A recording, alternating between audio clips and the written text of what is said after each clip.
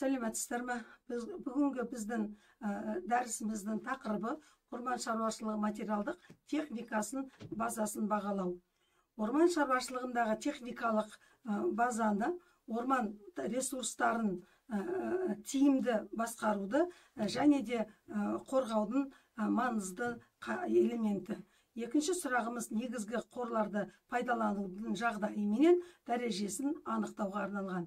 Біздің осы дәрістегі мақсатымыз орман шаруашылықтарының тиімділігі арттыру үшін материалдық техникалық базаны жақсарту жолдарын анықтау және де орман шаруашылығындағы қызметтердің тиімділігін арттыру үшін қорларды қалай басқаруды көрсететіндігін талқылау. Негізгі қорлардың тиімді пайдалануы орман шаруашылығындағы тұрақтылығы менен өнімдерді қамтамасыз ету. Орман шаруашылығының материалдық техникалық базасы. Орман шаруашылығының тиімділігін арттыру үшін қолданылатын көрсеткіштерді, әдістерді және де әртүрлі техникалық құралдар мен жабдықтардан тұрады.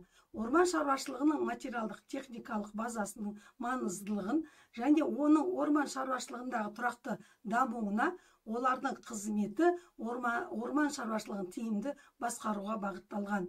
Базада қолданылатын техникалар орман ағаштарын кесу, тасымалдау, отырғызу сияқты жұмыстарды орындауға мүмкіндік береді.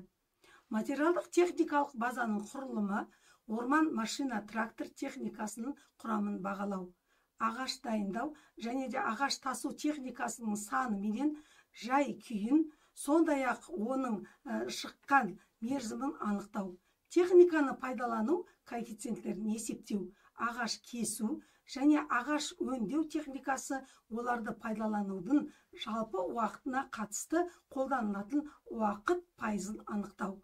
Орман жолдары мен инфрақұрылымның қолжетімділігін бағалау үшін жолдар, байланыс жүйелері және де қоймалардың жағдайын көрсетеді. Жақсы дамыған инфрақұрылым жұмыстары тиімді ұйымдастыруға мүмкіндік береді. Олар орман жолдарының, көпірлердің және де ағаш дайындау жұмыстары үшін маңызды. Басқа да инфрақұрылымды объектілерінің жай күйін талдау. Көрсеткіштер орман шаруашылығының кәсіпорындарының материалдық техникалық базасын пайдаланудың тиімділігін бағалауға және оның тиімділік арттырудың мүмкін бағыттарын анықтауға мүмкіндік береді. Орман шаруашылығындағы құрал жабдықтардың жеткілікті жұмыстары сапалы орындау үшін қажетті құралдардың болуын көрсетеді. Бұл көрсеткіш жұмыс процестерінің тиімділігін арттырады. Техникалық материалды базаны жақсарту жолдары ол инвестициялар тарту. Орман шаруашылығында инвестицияларды тарту арқылы жаңа техникалар менен технологияларды енгізуге мүмкіндік туады. Бұл процестің өндірістік жаңғыртуға және де тиімділік арттыруға көмектеседі. Лизингтік бағдарламалар арқылы шағын және орта орман шаруашылықтар үшін техниканы жаңарту мүмкіндігін кеңейтуге болады. Бұл қаржылық ауыртпашылықты азайтып, техникалық базаны жақсартуға мүмкіндік береді. Мемлекеттік қолдау арқылы орман шаруашылығын дамытуға бағытталған бағдарламаларды қаржыландыруды ұлғайтуға болады. Бұл техникалық базаны жаңартуға және де орман ресурстарын тиімді басқаруға мүмкіндік береді. Орман шаруашылығындағы инновациялық технологиялар. Қазіргі кездерде орман шаруашылығында инновациялық технологияларда дрон технологиялары өте қолайлы және тиімді қолданылуда. Дрон технологиясы арқылы біз орман алқаптарын бақылау және де мониторинг жүргізу үшін дрондарды пайдаланамыз. Және де екінші геоаппараттық жүйелер арқылы орман ресурстарын басқару және де талдау үшін геоаппараттық жүйелер технологияларын қолданып отырамыз. Және де ағашты өңдеу және де өндірістік процестерді автоматтандыру арқылы автоматтандырылған жүйелер қолданылады. Кадрлардың біліктілігін арттыру. Жаңа технологияларды меңгеру үшін кадрларды оқыту процестерін өткізу. және де тәжірибе алмасу үшін орман шаруашылығындағы саласындағы үздік тәжірибелермен алмасу үшін семинарлар менен конференциялар ұйымдастыру және де шетелдік мамандармен тәжірибе алмасып және оқыту бағдарламаларымен қатысып халықаралық ынтымақтастықты нығайту. Негізгі қорларды пайдалану тиімділігі ол өндірістік қуаттылық. Өндірістік қуаттылық технологиялық базаның мүмкіндіктерін көрсететін маңызды көрсеткіш. Ол орман ресурстарын өңдеу және қалпына келтіру көлемін анықтайды. Тозу негізгі қорлардың тозу коэффициенті техниканың қаншалықты ескіргенін және де жаңарту қажеттілігін көрсетеді. Жоғары тозу коэффициенті өндірістің процестерін тиімділігін төмендетуі мүмкін. Ал қор қайырымдылығы негізгі қорлардың әрбір теңгесінен қанша пайда түскенін көрсететін көрсеткіш. Бұл көрсеткіш негізгі қорларды пайдалану тиімділігін бағалауға мүмкіндік береді.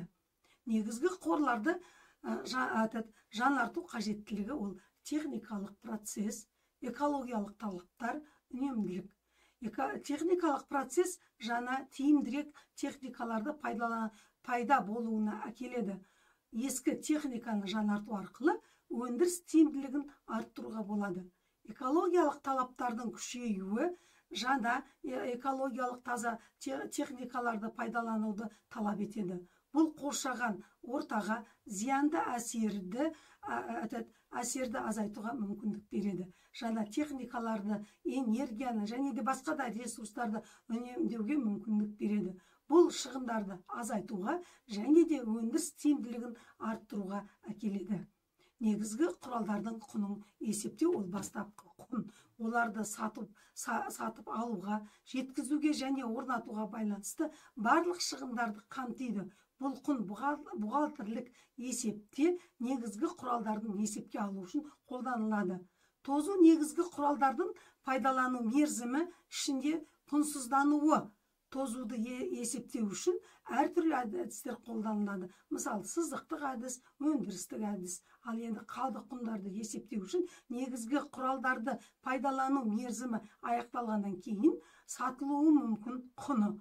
Қалдық құн тозуды есептеу кезінде ескеріледі. Материалдық қорлардың құрамы орман шаруашылығында отын энергетикалық ресурстар, көлік құралдары, жабдықтарды және де жылыту жүйелерін пайдалану үшін қажет. Оларға бензин, дизель отыны, электр энергиясы және көмір жатады. Құрылыс материалдары орман шаруашылығында ғимараттарды, жолдарды және көпірлерді салу және жөндеу үшін қолданылады. Оларға ағаш, цемент, кірпіш және металл жатады.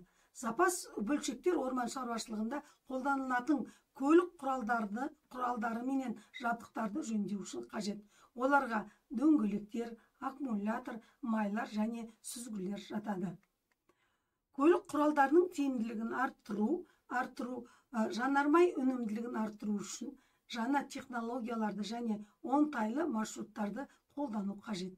Техникалық қызмет көрсету, көлік құралдарының жүйелі техникалық қызмет көрсету олардың ұзақ мерзімділігін және тиімділігін қамтамасыз етеді. Жүргізушілерді оқыту, оларды көлік құралдарының қауіпсіз және тиімді басқару дағдыларын арттырады. Құрал жабдықтарды басқару, түгендеу, техникалық қызмет көрсету, жөндеу. Құрал жабдықтарды жүйелі түрде түгендеу олардың санын және жағдайын бақылауға мүмкіндік береді. Құрал жабдықтарға жүйелі техникалық қызмет көрсету оларды ұзақ мерзімділігін және тиімділігін қамтамасыз етеді. Құрал жабдықтарды уақытылы жөндеу олардың істен шығуын және өндірістік процестердің тоқтауын болдырмайды. Еңбек өнімділігін арттыру, оқыту, мотивация, жағдай жасау. Оқыту жұмысшыларды оқытып, олардың біліктілігін арттыруымыз қажет. Және де жұмысшыларды мотивациялау, олардың жұмысқа деген қызығушылығын және де еңбек өнімділігін арттыруымыз керек. Және де жұмысшыларға қолайлы жағдай жасау, олардың еңбек өнімділігін және де жұмыс сапасын арттыруымыз қажет. Материалдық техникалық базаны жаңарту ол инвестициялар тарту қажет. Және де жаңа техникаларды енгізу өндірістік процестерді оңтайландыруға мүмкіндік береді. Жұмысшыларды жаңа технологияларменен жұмыс істеуге оқыту қажет. Негізгі қорлардың жағдайы ол техникалық жағдай. Орман шаруашылығындағы техниканың тозуы менен тозуының ескіруі қорлардың тиімділігін төмендетеді. Жаңа техникаларды енгізу арқылы техникалық жағдайды жақсарту қажет. Техниканы үнемі жаңартылып тұруы жұмыс өнімділігін арттырады. Құрал жабдықтарымен қамтамасыз ету жеткілікті болу жұмыс процесінің үздіксіздігін қамтамасыз етеді. Әрбір жұмысшылардың қажетті құралдармен қамтамасыз етуі жұмыс сапасын жақсартады. Құрал жабдықтарының сапасы да маңызды рөл атқарады. Қорларды пайдалану тиімділігі ол өнімділік көрсеткіштер, қорларды пайдалану коэффициенті және техникалық қызмет көрсету. Негізгі қорлардың өнімділік көрсеткіштерін талдау арқылы тиімділікті бағалауға болады. Өнімділік көрсеткіштер қорлардың қаншалықты тиімді пайдаланып жатқанын көрсетеді. Бұл көрсеткіштерді жақсарту үшін нақты шаралар қабылдау қажет. Қорларды пайдалану коэффициенті қорлардың қаншалықты толық пайдаланылып жатқандығын көрсетеді. Коэффициенттің жоғары болуы қорлардың тиімді пайдаланып жатқанын білдіреді. Коэффициентті арттыру үшін қорларды жоспарлы түрде пайдалану қажет. Техникалық қызмет көрсету қорлардың ұзақ мерзімділігін қамтамасыз етеді. Үнемі техникалық қызмет көрсету арқылы қорлардың тозуын азайтуға болады. Бұл шараларды қорлардың тиімділігін арттырады. Негізгі мәселелерді анықтау. Ол тозу және ескіру. Техниканың тозуы мен ескіруі қорлардың тиімділігін төмендетеді. Тозған техникалы уақытылы ауыстыру қажет. Қаржыландырудың жеткіліксіздігі қорларды жаңартуға кедергі келтіреді. Қаржыландыруды арттыру арқылы қорларды жаңартуға мүмкіндік туады. Жоспарланудың болмауы қорларды тиімсіз пайдалануға келеді. Қорларды жоспарлы түрде пайдалану арқылы тиімділікті арттыруға болады. Шешу жолдары техниканы жаңарту, қаржылықтарды арттыру, техниканың қызметі және жоспарларды жақсарту. Техниканы жаңарту арқылы ескі техниканы жаңа технологиялармен жаңарту. Қаржыларды арттыру үшін, қорларды жаңарту үшін қаржылардың көлемін ұлғайту. Техникалық қызмет көрсетуді күшейту, техникалық қызмет көрсетуді жүйелі түрде жүргізіп отыруымыз керек, және де жоспарлы түрде қорларды тиімді пайдалану үшін жоспарларды жетілдіруіміз қажет. Тиімді жоспарлану қорларды түгендеу, қолда бар қорларды толық тізімін жасау, қажеттіліктерді анықтау үшін қандай қорлардың қажет екендігін анықтауымыз керек. Және де қорларды жеткізу туралы жеткізушілерменен келісім жасау қажет. Негізгі қорлардың тиімділігін арттыру. Негізгі қорлардың тиімділігін арттыру, оқыту, басқару және автоматтандыру. Жұмысшыларды жаңа технологияларға оқыту, қорларды тиімді басқару жүйесін енгізу, жұмыс процесін автоматтандыру арқылы тиімділікті арттыру. Ағаш ресурстарын тиімді пайдалану. Орманды дұрыс жоспарлау. Ағаш кесуді жоспарлау кезінде орманның жағдайын, ағаш түрлерін және экологиялық талаптарды ескеру қажет. Орманды қалпына келтіру, кесілген ағаштардың орнына жаңа көшеттер отырғызу және орманды табиғи жолмен қалпына келтіру шараларын жеткізу. Ағашты өңдеудің заманауи технологияларын қолдану арқылы қалдықтарды азайту және де өнім сапасын арттыру қажет. Азық-түлік ресурстарын пайдалану үшін жабайы өсетін жемістерді дайындау. ол жеміс өсімдіктер, саңырауқұлақтар, дәрілік өсімдіктер. Жеміс өсімдіктер жергілікті жеміс жидектерді жинау және өңдеу арқылы халықты пайдалы өнімдермен қамтамасыз ету. Саңырауқұлақтарды өсіру және жинау арқылы азық-түлік қорын толықтыру және экспорттық мүмкіндіктерді арттыруымыз қажет. Ал дәрілік өсімдіктер, емдік өсімдіктерді дайындау, дәрілік өсімдіктерді жинау және өңдеу арқылы фармацевтикалық өнімдерді өндіру, медициналық препараттар. Техникалық ресурстарды пайдалану. Майлы өсімдіктерді алынған майларды техникалық мақсатта пайдаланып, мысалы биоотын өндіру. Иісті өсімдіктерден алынған эфир майларын парфюмерия және косметика өндірісінде қолдану. Бал өндіру. Орман алқаптарында бал өндіру арқылы халықты сапалы балмен қамтамасыз ету және экспорттық мүмкіндіктерді арттыру. Орманда аң шаруашылығы, ол жануарлардың еті, құстардың еті және терілер. Және де су ресурстары, немесе су өндірісі, жердің суарларда атмосфералық шөгінденудің ауысуы, ол минералдық таза сулар және онымен бірге қатар шипалы сулар. Пішіндік шабу, ал жайылым, сенаж, жайылым пішіндер. Бұл жерлерде біздер ауыл шаруашылығы орман шаруашылығы мамандықтары бойынша жайылым жерлерде де біз мал шаруашылығын қамтамасыз етуіміз керек жайылыммен. Орман өнімдерін қайта өңдеу, ол ағаш қалдықтарын, жиһаз, қағаз және құрылыс материалдарын өңдеу. Жапырақтарды және қылқандарды дайындау арқылы қылқанды дәрмен оның дайындауымыз керек. Ал азық-түліктерді қалдықтар арқылы жеміс-жидек және саңырауқұлақ қалдықтарынан тыңайтқыштар менен мал азығын өндіру. Ал енді орман төсеншілері қайын, үйеңкі арқылы шырындар алу. Техникалық қалдықтар арқылы майлы және иісті өсімдік қалдықтарынан биогаз және де басқа да энергия көздерін өндіру.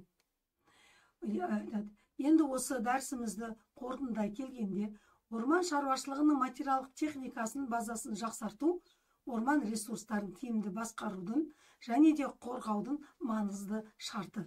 Орман шаруашылығының тиімділігін арттыру үшін негізгі құралдардың құнын, материалдық қорлардың құрамын, бөлік құралдарының тиімділігін және де еңбек өнімділігін бақылау қажет.